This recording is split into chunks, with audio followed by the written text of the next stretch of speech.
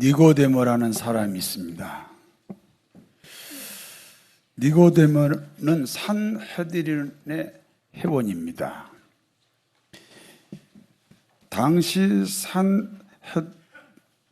산헤드린의 회원은 이스라엘 최고 종교기관입니다. 이스라엘은 종교가 나라를 다스리는 나라예요. 여러분, 지금도 사우디아라비아, 이란, 이라크 이런 나라들은 그 나라의 종교가 나라를 다스려요. 종교가 나라를 다스리는데 종교 최고 회의기관이다. 그러면 엄청난 권력을 가지고 있습니다. 회원은 71명인데 종신형입니다. 요즘으로 비교하자면 국회의원 겸 대학 교수, 그렇게 해당되는 사람들이 산헤드린의 회원인데 그 중에 한 사람이 니고데모입니다. 그 니고데모가 예수님을 찾아왔습니다. 밤중에 찾아왔습니다.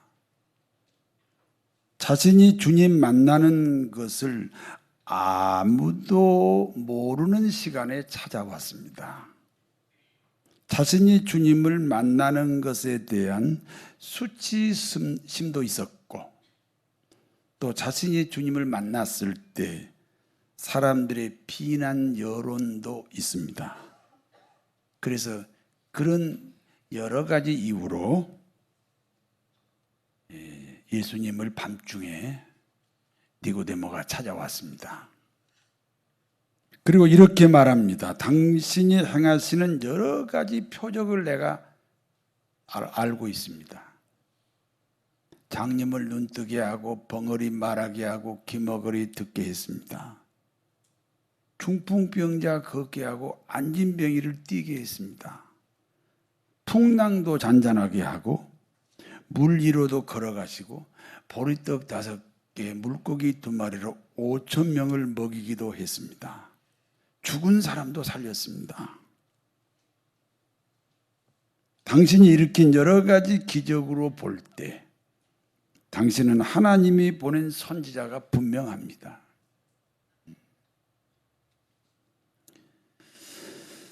니고데모의 말을 듣고 주님이 대답하셨습니다. 요한복음 3장 3절을 같이 읽습니다.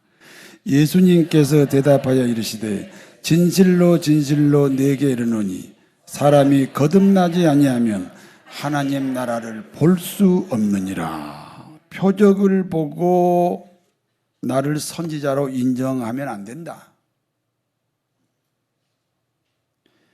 표적이나 기적의 포인트를 맞추면 기독교 자체가 왜곡될 수 있다.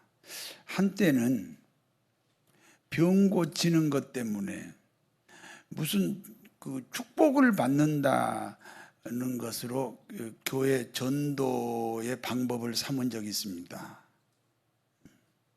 표적이 기독교의 기준이 되면 기독교는요, 왜곡이 되어버립니다. 기독교인이 되는 유일한 방법은 거듭나야 합니다. 다시 태어나야 한다, 그런 뜻입니다. 인간은 누구나 하나님의 형상을 가지고 있습니다. 그러므로 모든 인간은 선을 추구하는 본성이 있습니다. 히브리서 13장 18절을 같이 읽겠습니다. 우리를 위하여 기도하라. 우리가 모든 일에 선하게 행하려 함으로 우리에게 선한 양심이 있는 줄을 확신하노니. 선한 양심이 있습니다. 그러므로 선하게 살면 행복합니다. 반대로 악하게 살면 스스로 불행합니다. 악한 사람들은 보편적으로 병들고 오래 살지 못합니다. 이유가 뭡니까? 인간은 본시 선하게 살도록 만들어졌기 때문입니다. 여러분, 건강을 위해서 선하게 사시기를 바랍니다. 어떤 사람 이야기입니다. 이 사람은 굉장히 폭력적이고 난폭한 사람입니다. 이 사람이 어느 날 전도를 받고 교회를 왔습니다. 그리고 3년이 지났습니다. 폭력적인 사람이 솜털처럼 부드러워졌습니다. 난폭한 성격이 온화한 성격으로 바뀌었습니다. 여러분에게 질문합니다. 이 사람 신앙이 좋아졌습니까?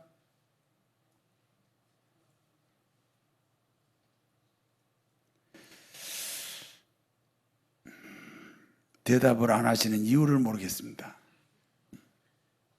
여러분, 거듭나지 않고 도덕적, 윤리적 변화만 이루어졌다면, 다시 말해서 선을 추구하는 본성만을 채우고 말았다면 그 사람은 신앙 생활을 한 게 아닙니다. 얼마든지 교회 안에 이런 사람들이 있습니다.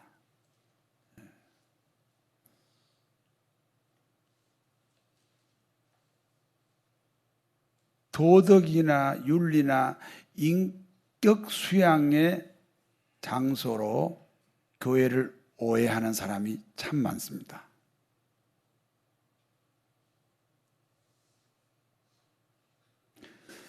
오늘 예수님이 니고데모에게 하신 말씀이 중요합니다. 사람이 거듭나야 하나님의 나라를 볼 수 있다는 거예요. 사람이 거듭나야지 기독교인이 된다는 거예요. 이 말씀을 들은 니고데모가 대답합니다. 거듭나려면, 다시 태어나려면 어머니 뱃속에 들어갔다가 다시 나와야 됩니다. 이게 문자적으로 보면 그래요. 거듭나려면, 다시 태어나려면 어머니 뱃속에 들어갔다가 나와야 되잖아요. 나는 늙었습니다. 그러므로 그런 일은 절대 불가능합니다. 그때 예수님이 다시 말씀합니다. 물과 성령으로 거듭난다. 물은 오늘 목사님의 설교일 수도 있고 여러분이 읽는 성경 66권일 수도 있습니다.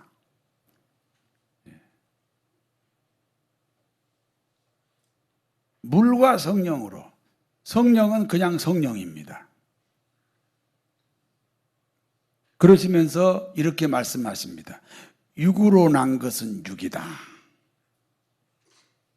거듭나기 전에 도덕적, 윤리적 신앙은 육입니다.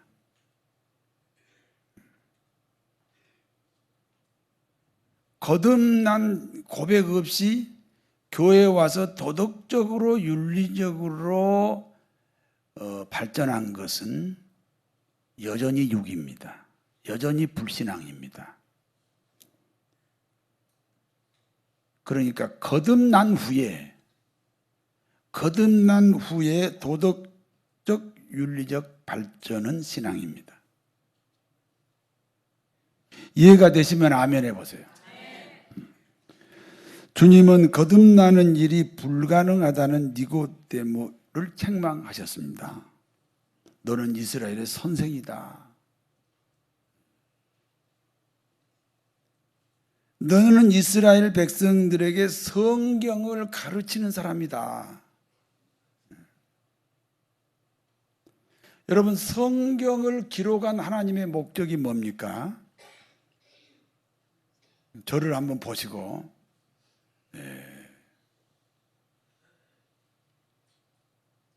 저를 보시고 한번 대답해 보세요. 하나님이 성경을 기록한 목적은 사람들로 하여금 영생을 얻는 것입니다. 어떤 할머니가요, 새벽에 나오셔서 하나님 사도 노릇은 이렇게 말해도 안 웃어. 내가 여러 번 얘기해가지고 하나님 사도 노릇은. 그래서 내가 하도 신기해서 내가 그 할머니에게 물어봤어요. 왜 하나님이 사돈 어른입니까? 우리 며느리의 아버지잖아요.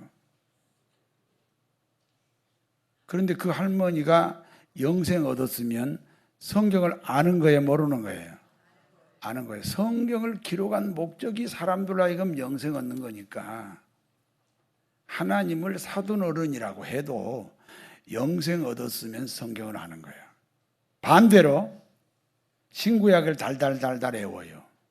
신학 박사래요. 신학교에서 목사 양성하는 곳에서 가르치는 교수래요. 그런데 영생 안 얻었으면 그분이 성경을 가르치는 사람일지라도 영생 안 얻었으면 성경을 아는 거예요, 모르는 거예요? 모르는 거예요. 성경을 모르면서 성경을 가르치는 거예요.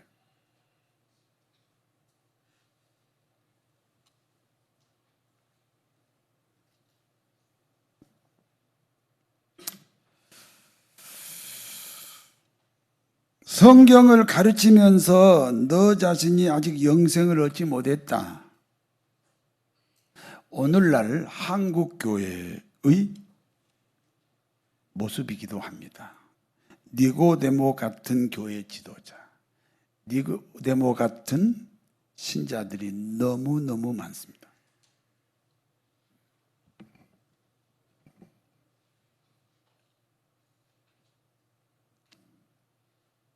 오늘 여기까지가 본문의 내용입니다.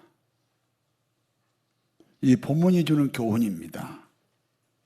기독교인이 되는 필수 조건은 죄인이라는 자기 고백입니다.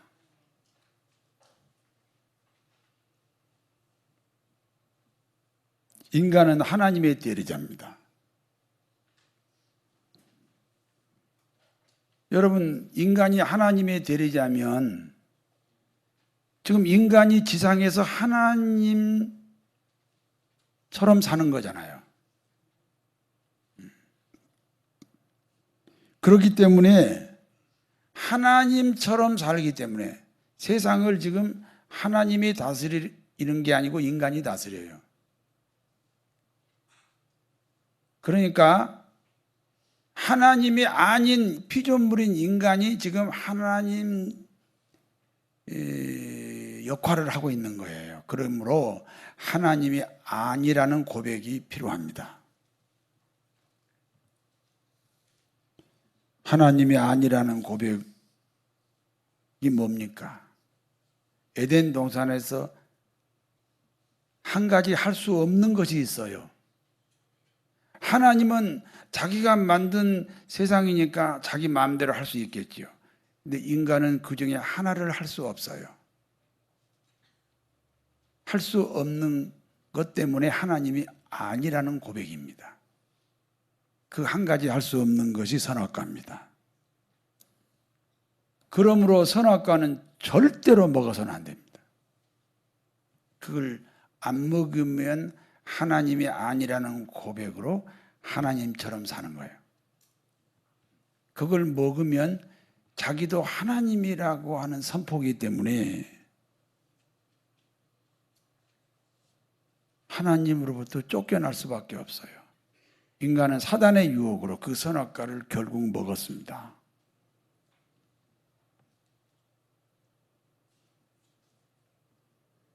스스로 나도 하나님이다 하는 선포가 선악과를 먹은 사건입니다. 스스로 하나님이라는 인간을 하나님이 쫓아내셨습니다. 그러므로 하나님과 인간이 서로 단절이 됩니다. 어떤 부자가 있어요. 우리나라에서 최고 부자래요. 근데 그 아들이 노숙자예요. 왜 노숙자입니까? 아버지하고 그 아들이 연결이 안 됐어요. 그 아버지하고 아들이 지금 단절이 됐어요. 그런 것처럼 인간이 하나님으로부터 쫓겨나서 인간과 하나님이 단절의 관계가 되었습니다.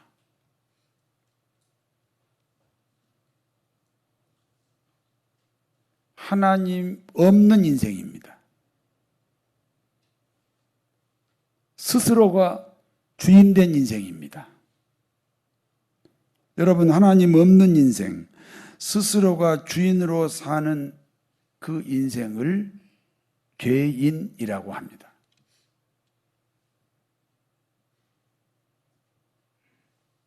우리가 죄를 정의할 때 아주 원천적인 죄를 먼저 고백할 수 있어야 됩니다. 하나님으로부터 분리되어 버렸어요. 하나님 없는 인생이에요. 스스로가 주인으로 사는 인생이에요. 그게 죄인입니다. 하나님은 영원하십니다. 영원한 하나님과의 단절된 인간은 영원하지 않습니다. 영원하지 않다. 영원하지 않다. 그 말을 다른 말로 하면 끝이 있다. 끝이 있다는 말을 또 다른 말로 바꾸면 죽음이 있다. 우리가 하나님과 단절이 죄고, 그러므로 죄의 값은 죽음입니다. 우리는 죄인으로 태어났고, 그러므로 죽음이라는 형벌을 안고 이 땅에 태어났습니다.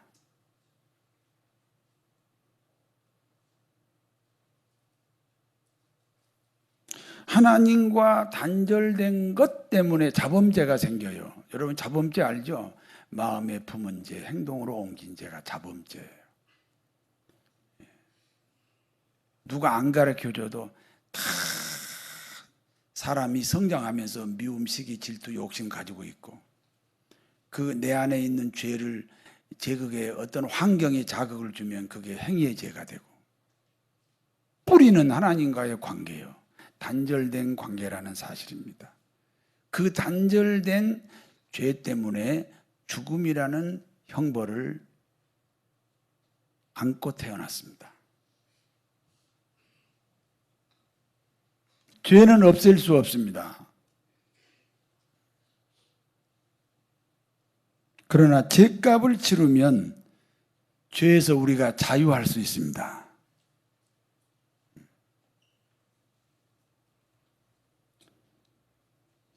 죄값을 치르면 하나님과 단절된 관계가 연합의 관계로 바뀝니다. 믿습니까? 근데 죄값이 죽음이에요. 그러므로 구약에는 누구나 성전에 올 때 한 마리의 양을 가지고 옵니다. 제단에 그 양을 눕히고 양의 머리에 안수기도 합니다. 다시 말해서 내 죄를 그 양에게 다 넘기는 거예요. 양이 내 죄를 다 뒤집어 썼으니 그 양이 누구예요? 나입니다. 여러분 꼭 기억하세요. 내 죄가 나예요. 죄하고 나를 구분하면 안 돼요. 내 죄를 양이 다 뒤집어 썼으니 그 양이 누구라고요? 나예요, 나. 그리고 그 양을 죽입니다. 그 양의 죽음을 자신의 죽음으로 고백합니다. 그렇게 죄값을 치르는 의식이 구약이에요. 구약 제사예요. 근데 신약하고 차이가 뭐예요? 그 짐승이 예수님으로 바뀐 것, 그 차이밖에 없어요.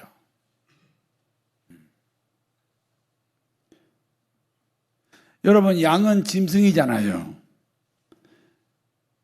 나에 대한 상징이지 실제로 내가 되지 못해요.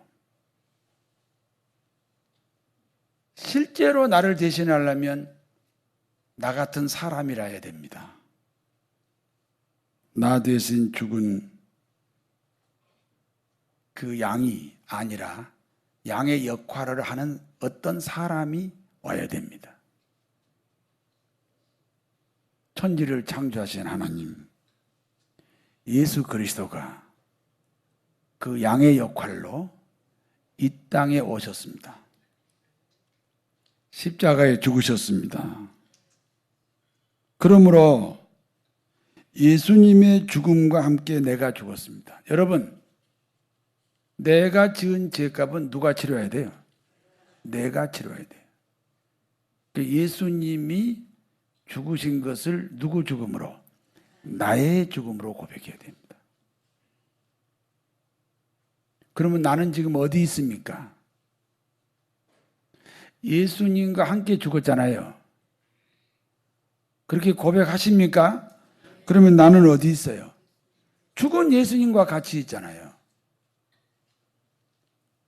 그 예수님이 3일 후에 다시 살아났습니다. 그러므로 예수님이 부활할 때 나도 살아난 거예요. 자, 예수님이 죽을 때 누가 죽었어요? 예수님이 부활할 때 누가 살았어요? 내가 살았어요. 그러므로 거듭난 거예요.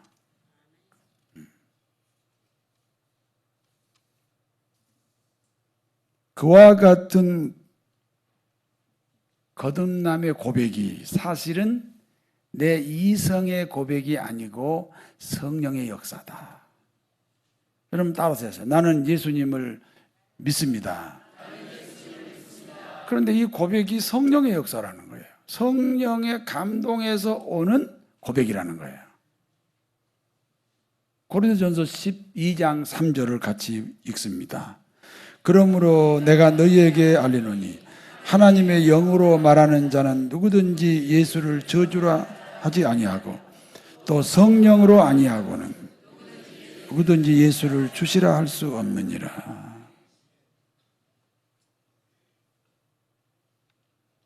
주님의 죽음은 나의 죄값이요. 주님의 죽음이 나의 죽음이요. 그래서 내 죄값이 없어졌어요. 그리고 주님의 부활이 나의 영생이요. 주님과 함께 죽었고 주님과 함께 다시 살았으니 거듭난 거예요. 그게 성령의 역사라. 여러분 그렇게 믿습니까? 근데 그것이 지금 그 믿음이 성령의 역사라는 거죠.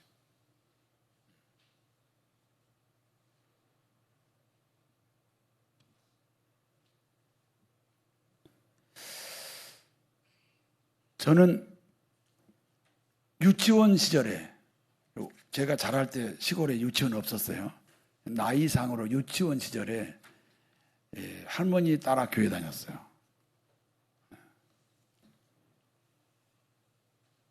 그리고 중학교, 고등학교를 미션 스쿨 다녔어요. 얼마나 이 토요일마다 성경 공부하죠. 금요일 날 예배 드리지요.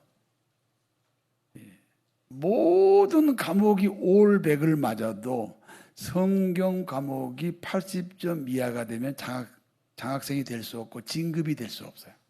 1학년에서 2학년, 2학년에서 3학년이 진급이 불가능해요. 얼마나 우리가 성경 공부, 신앙훈련을 얼마나 열심히 받았는지 몰라요. 주일날은 반드시 교회를 가서 그 출석 체크 도장 찍어서 또 제출해야 되고 6년 동안이죠. 근데 저는 그때 예수님을 만나지 못했어요. 아무도, 어떤 목사도 이 구원을 내게 가르쳐 준 분이 없어요.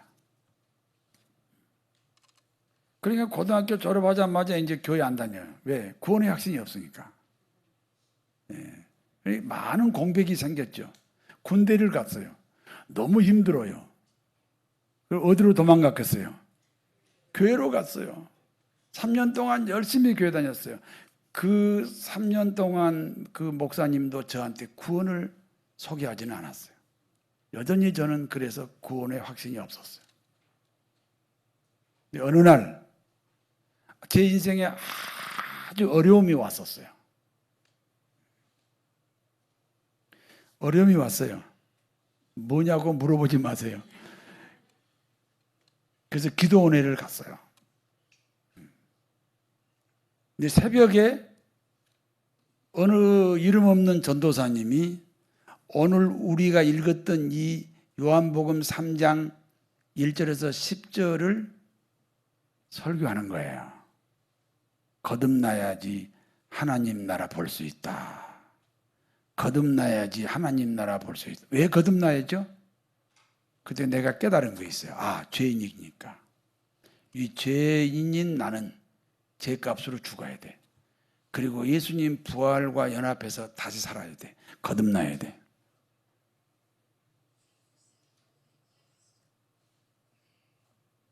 저는 그때 큰 충격을 받았어요. 드디어 예수님을 구주로 영접하게 됐습니다. 왜? 그 많은 세월 동안 아무도 나에게 그리스도인이 되는 그 방법을 말하지 않았을까요? 그리고 이름 없는 어느 전도사님을 통해서 그 일이 이루어졌어요. 이게 오늘날 한국 교회의 모습이기도 하다니까요.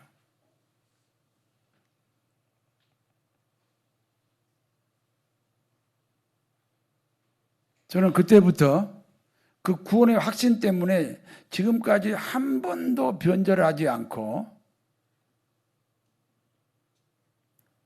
주님께 헌신하다 보니까 목사까지 됐습니다.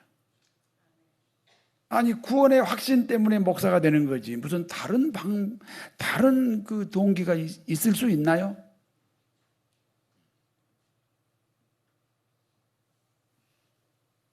인간은 죄인입니다. 죄인이라는 고백이 필요합니다. 칼빈 선생의 명언이 있어요. 나를 발견해야 주님을 발견할 수 있다. 반대로 나를 발견하지 못하면 주님을 만날 수가 없다. We have knowledge of self, there is no knowledge of God.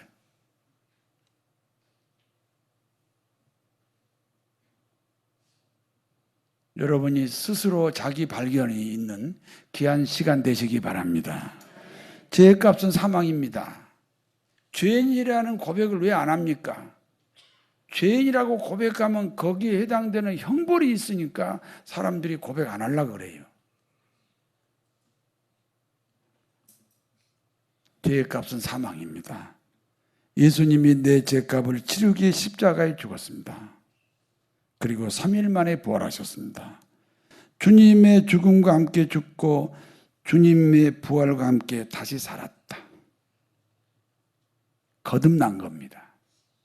누구든지 거듭나지 아니하면 구원이 없습니다. 사랑하는 성도 여러분, 거듭난 신앙으로 날마다 승리하시기를 진심으로 축원합니다. 하나님 아버지,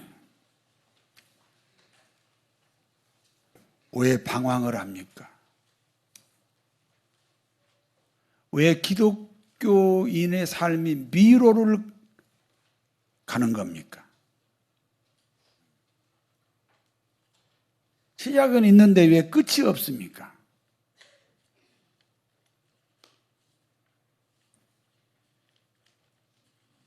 기독교의 중심이 구원인데요. 구원은 거듭나는 겁니다. 내 노력이 아닙니다. 예수님 때문에 거듭난 겁니다. 그 주님을 찬양하고 그 주님을 경배하고 그 주님을 따르는 아름다운 삶이 되게 하여 주옵소서. 예수님 이름으로 기도하옵나이다.